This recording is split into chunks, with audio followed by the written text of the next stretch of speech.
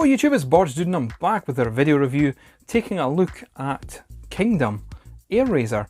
And this is a figure I didn't really think I was going to get, to be honest. I've got all the Beast Wars from the first wave and this one was actually a gift.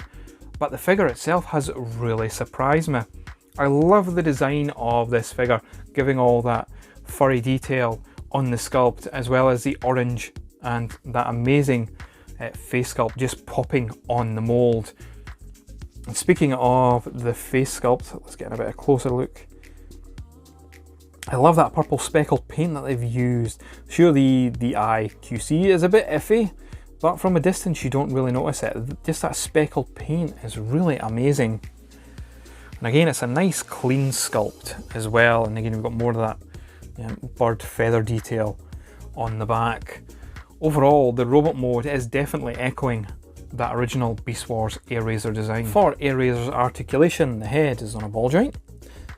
The wings are multi-jointed and can give you various posing options. The arm would go a full 360 if it wasn't for the wings there. We also do get a shoulder joint, we get a bicep cut, we get a bend at the elbow. We also get this joint on the wrist, which is unique to Airazor. There's a waist swivel. That would give you full 360 motion.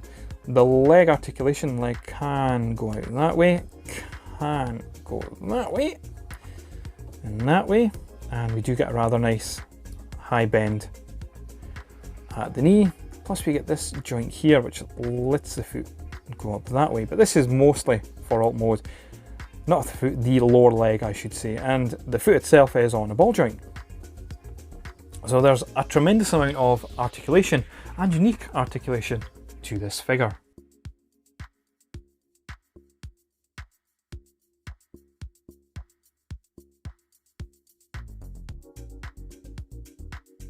For accessories, Airazor has two of these gold dart missiles, which is what she used in the show. That's all you get for accessories, but this figure again is only a deluxe class figure. And for size comparison, here is Airazor with other Beast Wars characters from the Kingdom line. I think she scales okay. I didn't show the transformation in this video for Airazor because I do find it a bit fiddly, especially when it comes to hiding the arms in the alt mode.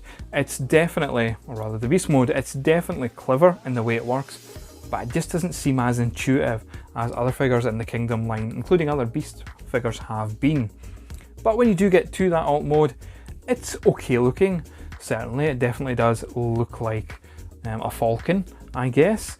And you know, this is where the detail of all, you can see there, I had issues clipping that in, of that impressive wingspan and all that detail in there.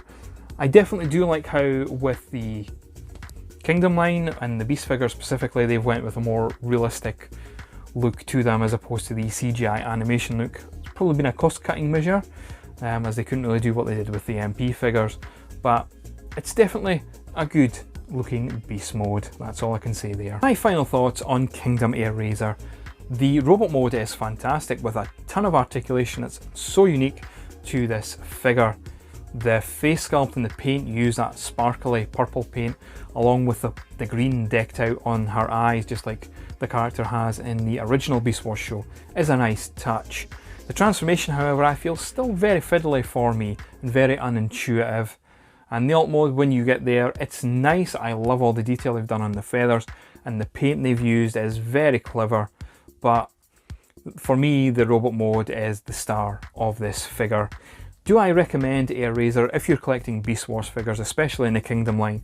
It's an absolute yes, but just bear in mind the transformation being a bit fiddly, and if you're not a Beast Wars fan, this one obviously isn't for you.